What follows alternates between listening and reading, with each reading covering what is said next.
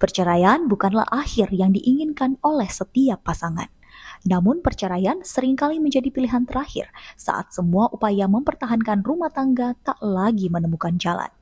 Dalam sistem hukum di Indonesia, perceraian untuk pasangan yang beragama Islam bisa terjadi melalui dua jalur, yaitu cerai talak dan cerai gugat. Jadi ikrar talak itu adalah salah satu bentuk dari pelaksanaan diktum putusan dalam perkara cerai talak yang dimana majelis hakim sudah memberikan izin kepada pemohon untuk menjatuhkan talak terhadap termohon atau suami menjatuhkan talak terhadap istrinya.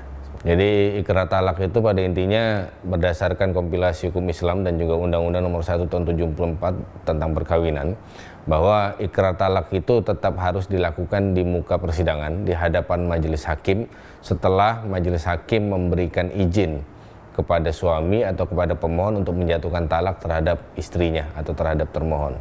Jadi ikrar talak itu tidak dapat dilakukan di tempat lain. Jadi harus atau wajib dilakukan di persidangan di hadapan majelis hakim seperti itu. Setelah proses persidangan berjalan dan gugatan dikabulkan, pengadilan akan menetapkan jadwal sidang ikrar talak. Banyak yang belum tahu bahwa perceraian tidak otomatis terjadi setelah gugatan dikabulkan. Harus ada ikrar talak dan itu harus dilakukan langsung oleh suami di hadapan hakim dan sidang pengadilan.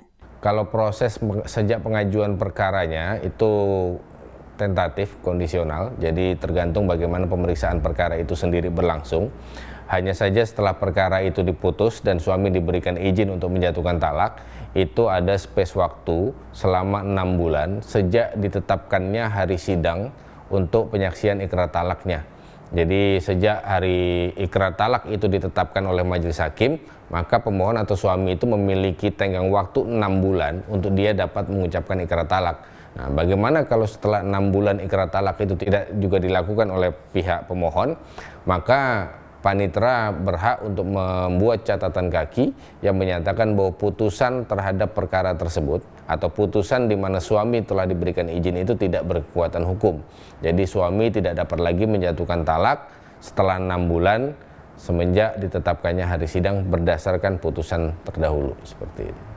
Di ruang sidang, kata talak bukan sekedar kata pisah. Ia adalah babak baru bagi yang mengucap dan bagi yang ditinggalkan.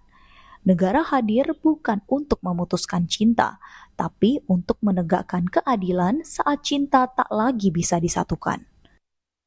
Tim Liputan Kompas TV.